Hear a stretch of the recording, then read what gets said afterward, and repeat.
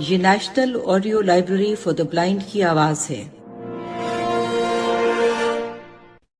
کتاب کا نام 9 لکھی کوٹھی، مصنف علی اکبر ناطق، اور آپ کے لیے پڑھیں گی فرحہ علی۔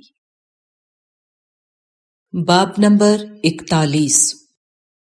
Lahore chief secretary house William کے لیے نیا نہیں تھا۔ ابتدائی 8-9 مہینے ٹریننگ کے اور مختلف اوقات میں میٹنگ کے سلسلے میں اس کا یہاں قیام رہا۔ اس دوران ولیم کے ذاتی طور پر بہت دوست نکل آئے تھے۔ اس کے علاوہ ولیم کے باپ اور دادا کو جاننے والے بھی کئی لوگ یہاں موجود تھے جو اس خاندان کا نجی سطح پر بھی احترام کرنے والے تھے، اس لیے کسی قسم کی اجنبیت نہیں تھی۔ پھر بھی جو اختیار ولیم کو جلال آباد میں حاصل تھا اس کا یہاں سوچا بھی نہیں جا سکتا تھا۔ کہاں تو ایک پورے علاقے میں بے تاج بادشاہ ہونا، نوابوں کی طرح فیصلے صادر کرنا، بلکہ اس کے اختیارات تو نوابوں سے بھی بڑھ کر تھے کہ ان کو حکومت کی قانونی حیثیت بھی حاصل ہو جاتی تھی، اور کہاں ایک 15 مربع فٹ کے کمرے میں بیٹھ کر صبح سے شام تک مکھیاں مارتے رہنا اور ملازم کو بلا کر کافی یا چائے پیتے جانا۔ قہر تو یہ تھا کہ اسے افسروں کی چھٹیوں کا گھٹیا کام دے دیا گیا جسے وہ کراہت کی حد تک ناپسند کرتا تھا۔ اس کے برعکس کیتھی یہاں انتہائی خوش تھی۔ ولیم کو رہنے کے لیے مال روڈ پر جو بنگلہ ملا تھا وہ جلال آباد والے بنگلے سے اگرچہ چھوٹا تھا لیکن اس سے کہیں خوبصورت تھا۔ ارد گرد میں دوسرے بنگلوں میں رہنے والے افسروں کی بیگمات اور بچوں کی رونق مستساغ تھی۔ جلال آباد میں ولیم ڈیوٹی پر چلا جاتا تھا تو کیتھی کو ایک گھنٹہ سال کا ہو جاتا تھا، لیکن یہاں وقت گزرنے کا احساس ہی نہیں ہوتا تھا۔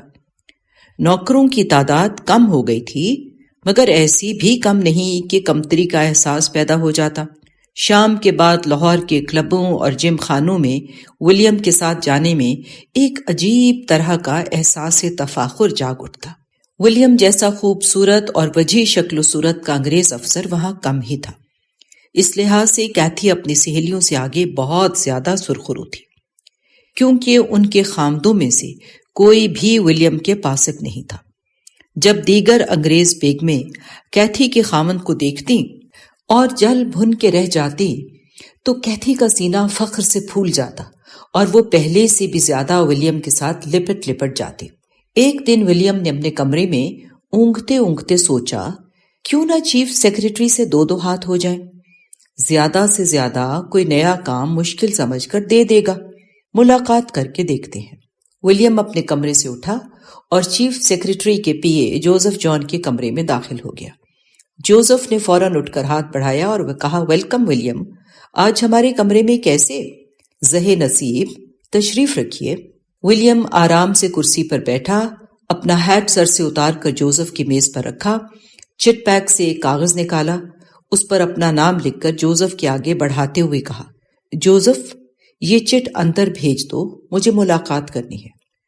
جوزف نے چٹ پکڑ کر سامنے رکھی، بیل کا بٹن دبایا اور ولیم سے پوچھا، کافی پیئیں گے یا چائے؟ جوزف، اس دفتر میں اب میں اسی کام کے لیے رہ گیا ہوں۔ اتنے میں ملازم اندر داخل ہو چکا تھا اور حکم کا منتظر تھا۔ بہرحال کافی ٹھیک رہے گی۔ ملازم حکم سن کر باہر نکل گیا تو جوزف بولا، چیف صاحب لاہور ڈویژن کے ڈپٹی کمشنروں سے میٹنگ کر رہے ہیں، ابھی ختم ہونے والی ہے، وہ باہر نکلتے ہیں تو آپ اندر چلے جائیے، میں آپ کی یہ چٹ پہنچا دیتا ہوں۔ جوزف صاحب مجھے ایک بات بتائیے۔ پوچھیں۔ جب میری ٹرانسفر کی فائل چل رہی تھی تو آپ یہیں تھے، کچھ ہوا کی زبانی کہہ دیا ہوتا، میں کسی تنکے کو پکڑنے کی کوشش کرتا۔ ولیم، تم ابھی لارنس صاحب سے میٹنگ کرنے والے ہو، چند لمحوں بعد خبر ہو جائے گی کہ تم اس وقت بھی کچھ نہ کر سکتے۔ جوزف، تم میں اور مجھ میں ایک فرق ہے، میں اپنی رائے سے فائل تیار کرتا ہوں اور تم آزاد رائے سے واقف نہیں۔ کبھی اس 6 گز کے حبس زدہ کمرے سے نکل کر دیکھ، دن کتنے روشن ہیں۔ میں پچھلے 13 سال سے اس آفس میں ہوں۔ ولیم، آپ کی طرح کچھ نوجوان اور بھی جذباتی ہو گزرے ہیں مگر انہیں زیادہ دیر سے کھانا نہیں پڑا۔ روشنی اس کمرے میں بھی کم نہیں، لیکن ابھی آپ اس سے مانوس نہیں ہوئے۔ آپ کی آنکھوں پر ان فائلوں کی سیاہی جم چکی ہے۔ کہیں ایسا تو نہیں کلر بلائنڈ ہو گئے ہوں جو روشنی اور اندھیرے میں تمیز نہیں جانتے؟ جوزف نے ولیم کی بات میں تلخی کو محسوس کیا، لیکن ظاہراً مسکرا کر بولا، ولیم، زیادہ تلخی اچھی نہیں، کافی پئیں۔ رنگوں کی تمیز کرنے والے ضروری نہیں حالات کی تمیز کرنا بھی جانتے ہوں۔ اگر ایسا ہوتا تو آپ آج کھلے دالانوں کی راہداریاں چھوڑ کر اس حب زدہ کمرے میں چیف سیکرٹری صاحب کا انتظار نہ کاٹتے۔ اتنا کہہ کر جوزف ولیم کی چٹ چیف سیکرٹری کے کمرے میں لے گیا۔ اس بھرپور طنز پر کافی ولیم کے ہاتھ سے گرتے گرتے بچی۔ اس نے کپ وہیں رکھ دیا اور غصے سے ہونٹ کاٹنے لگا۔ 2 ٹکے کا ملازم سول سروس کی توہین کیسے کر گیا؟ لیکن ولیم بے بس تھا۔ وہ سوچ رہا تھا کہ ملاقات کیے بغیر اٹھ کے چلا جائے۔ اٹھنے کے لیے ارادہ باندھا ہی تھا کہ جوزف نے باہر آ کر کہا، چلیے جناب، صاحب بلاتے ہیں۔ ولیم فوراً اٹھ کر کمرے میں داخل ہو گیا۔ سیکرٹری صاحب نے بیٹھے ہی بیٹھے ولیم کے سلام کا جواب دیا اور سامنے کی کرسی پر بیٹھنے کا اشارہ کیا۔ ولیم بغیر تکلف کے شکریہ کہہ کر کرسی پر بیٹھ گیا۔ چیف سیکرٹری کا کمرہ ولیم پہلے بھی کئی بار دیکھ چکا تھا، جس میں کوئی تبدیلی نہیں ہوئی تھی۔ کمرے کی ہیبت کم تو نہیں تھی، لیکن اس میں اور ڈپٹی کمشنروں کے کمروں میں زیادہ فرق نہیں تھا۔ تمام لوازمات ویسے ہی تھے، بس فرق میز کی دوسری طرف بیٹھنے والے آدمی کا تھا۔ لارنس صاحب کرسی پر بیٹھے ہوئے بھی اتنے لمبے لگ رہے تھے جتنا ایک درمیانے قد کا آدمی کھڑا ہوا لگتا ہے۔ مونچھیں سیاہ کالی اور بڑی بڑی تھی، سر سامنے سے گنجا، لیکن آنکھیں اتنی بڑی اور سرخ جیسے ابھی 2 مٹکے شراب کے پیے ہوں، مگر انتہائی چمکدار۔ چند لمحے پرتکلف سلام کے بعد ولیم اور چیف سیکرٹری میں ایک باقاعدہ گفتگو شروع ہوئی۔ سر، میں کچھ کہنا چاہتا ہوں۔ میں سننے کے لیے بیٹھا ہوں۔ میں چاہتا ہوں کچھ کام کروں۔ یہاں آپ کو کچھ کام نہیں دیا گیا؟ دیا گیا ہے سر، اونگنے کا کام دیا گیا ہے۔ اسے اچھے طریقے سے کرو۔ سر، جو کام 4 سال تک کیا ہے مجھے اس میں زیادہ تجربہ ہے۔ اس کام میں بھی تجربہ حاصل کرو۔ مجھے اس کام میں بھی 6 ماہ ہو چکے ہیں سر، اور اس درجے کے کام کے لیے اتنا تجربہ کافی ہے۔ اس کا فیصلہ تمہارے بجائے ہم کریں گے۔ ویسے میری اطلاع کے مطابق آپ افسران کی چھٹیوں کا حساب کتاب سنبھالے ہوئے ہیں۔ سر، یہ کام میرا باورچی مجھ سے بہتر کر لیتا ہے۔ اب لارنس صاحب نے اپنی آنکھیں ولیم کی آنکھوں میں ڈالی اور خوفناک طریقے سے گھورتے ہوئے کہا، ولیم، میں نہیں جانتا تھا آپ کا باورچی آپ سے زیادہ لائق ہے۔ اگر ہے تو یہ آپ کے لیے بہت برا ہے۔ اس کے بعد چیف سیکرٹری اپنی کرسی سے اٹھ کر کھڑے ہو گئے۔ اسے دیکھ کر ولیم بھی کھڑا ہو گیا۔ سیکرٹری صاحب دوبارہ بولے، ولیم، آپ کو وقت دیا جا رہا ہے۔ اپنے آپ کو باورچی سے بہتر ثابت کرو اور وقت آنے کا انتظار کرو۔ یہاں آپ کو کسی وجہ سے بلایا گیا ہے۔ یہ کہہ کر لارنس صاحب کمرے سے باہر نکلنے کے لیے تیار ہو گئے۔ ولیم نے بھانپ لیا کہ اب مزید بات کرنا اور یہاں ٹھہرنا اس کے لیے زیادہ نقصان دہ ہو سکتا ہے۔ ویسے بھی بات کچھ ایسا انداز اختیار کر چکی تھی جس کو طول دینا ولیم کے لیے بہتر نہیں تھا۔ لہٰذا ولیم سلام کر کے سیکرٹری کے کمرے سے نکلنے سے پہلے ہی باہر نکل آیا اور سوچتا ہوا اپنے کمرے کی طرف بڑھا کہ جوزف سچ کہتا ہے۔ اس ملاقات کے بعد ولیم نے چیف سیکرٹری سے ملنے کی کبھی کوشش نہیں کی اور وقت نکلتا گیا۔ ولیم کو لاہور میں 1 سال 3 ماہ گزر چکے تھے۔ ان 15 مہینوں میں سوائے جم خانہ جانے کے ادھر ادھر کی گھٹیا اور بیکار فائلوں پر دستخط جمانے اور کلرکوں کے بیہودہ چہروں کے دیکھنے کے علاوہ کوئی کام نہ تھا۔ یہ ایک ایسی جگہ تھی جہاں سینکڑوں ہندوستانی چاپلوس افسر ہر وقت موقع کی طاق میں رہتے کہ کب صاحب سے سامنا ہو اور وہ ایک زوردار سلام داغے۔ ایسے دیسی افسر بھی تھے جو افسری کے آداب سے تو سرے سے ناواقف تھے، لیکن انہیں اپنے وطن کے لوگوں اور اس کی مٹی میں کوئی خوبی نظر نہ آتی تھی۔ یہ وہ افسر تھے جو انگریز کلرکوں تک کو چاپلوسی کرنے سے نہیں ہچکچاتے تھے اور چاہتے تھے کسی طرح اپنی اولادوں کو ٹوڈی بنا کر انگلستان بھیج دیں۔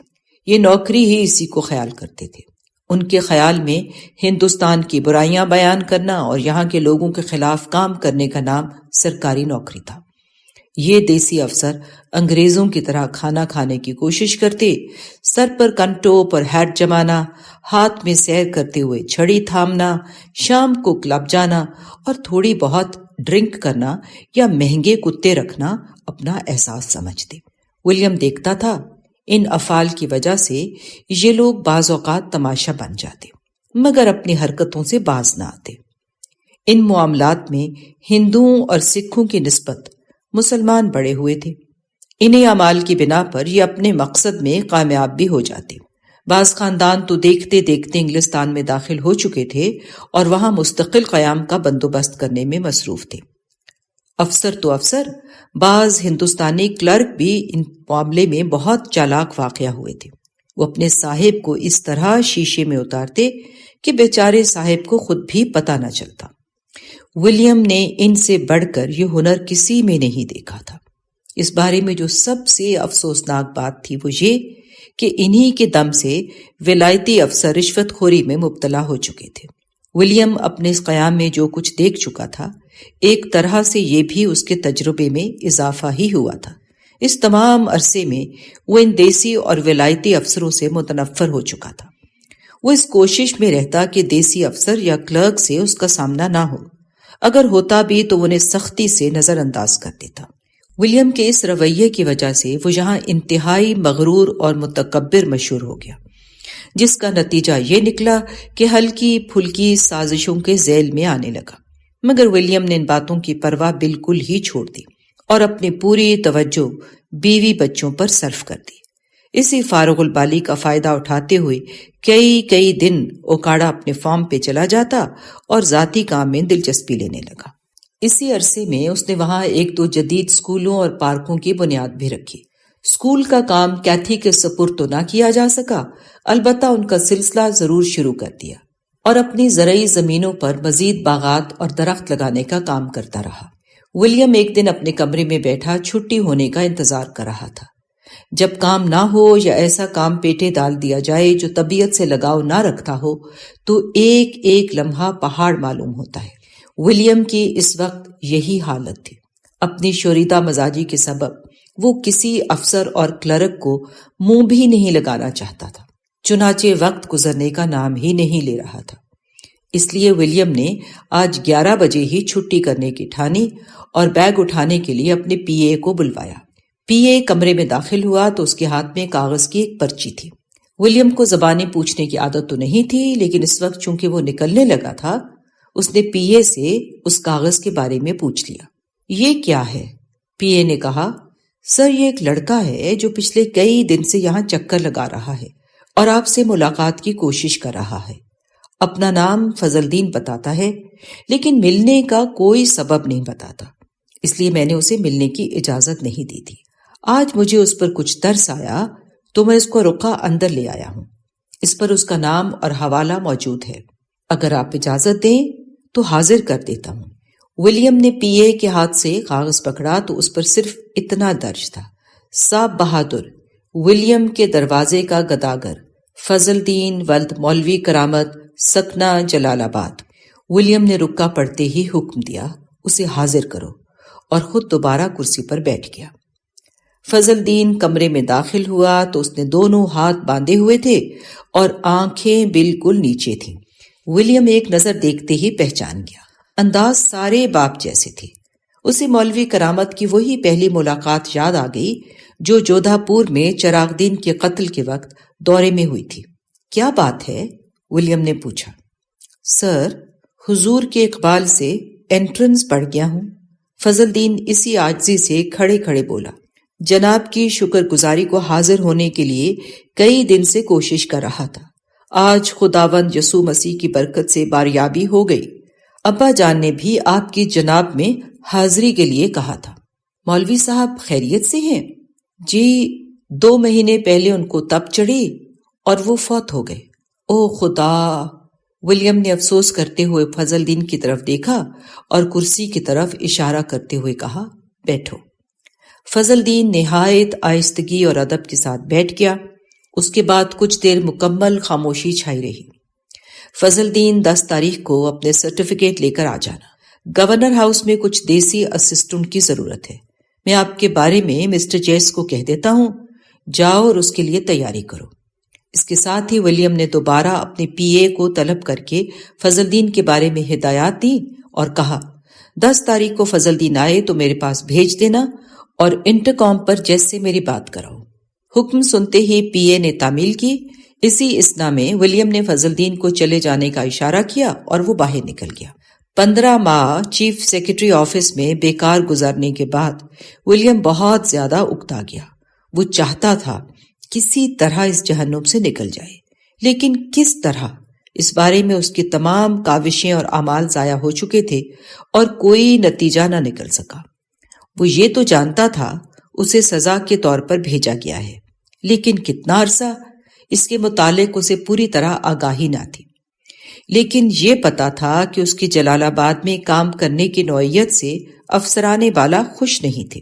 وہ اس پر کھلا اعتراض تو نہیں کر سکتے تھے، لیکن بار بار دبے لفظوں کے انتباہ کے باوجود اس نے مقامی لوگوں کے بارے میں اپنی انفرادی پالیسی پر نظر ثانی نہیں کی تھی، جس میں معاشی سطح پر بے شک حکومت کو فائدہ پہنچا تھا، لیکن ولیم کے مقامی آبادی کے ساتھ شیر و شکر اور میل ملاپ نے انگریزی وقار کو کافی نقصان پہنچایا تھا۔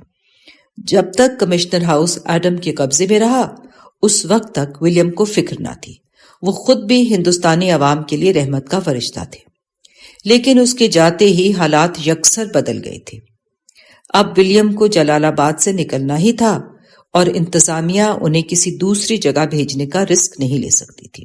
اس نے لاہور آتے ہی بہت ہاتھ پاؤں مارے، اپنے باپ دادا کی خدمات کا حوالہ دیا اور کام میں اپنی مہارت کے ثبوت پیش کیے، لیکن مسلسل ابتدائی 3 مہینوں کی محنت کے باوجود اسے لگا وہ اپنے کارکردگی کے افسانے افسروں کے بجائے سیکریٹریٹ کی دیواروں کو سنا رہا تھا۔ اس لیے پچھلے 8 ماہ سے خاموش تھا اور اکثر چھٹیوں پر رہنے لگا تھا۔ لیکن اتنا ہوا، اس عرصے میں فرصت کی وجہ سے اس نے بہت سے کام ایسے بھی کر لیے جن میں اس کی اپنی ترجیحات تھی، یعنی اوکاڑا میں چرچ اسکول اور لیڈی پارک کا قیام، اس کے علاوہ اپنے فارم ہاؤس کی مزید وسعت اور 9 لکھی کوٹھی کی مزید رینوویشن اور باغوں کی توسیع۔ معزز سامعین، جو ریکارڈنگ آپ نے ابھی سماعت فرمائی، اسے national audio library for the blind کی جانب سے پیش کیا گیا ہے۔ ہمارے یوٹیوب چینل کو لائک، سبسکرائب اور شیئر ضرور کیجیے۔ اپنی قیمتی تجاویز اور آراء کے اظہار کے لیے ہمارے کمنٹ سیکشن کا استعمال کیجیے۔ اگر آپ بھی رضاکارانہ طور پر ہمارے اس مشن کا حصہ بننا چاہیں تو ڈسکرپشن میں دیے گئے لنک کے ذریعے ہمارے واٹس ایپ گروپ کو جوائن کیجیے۔ شکریہ۔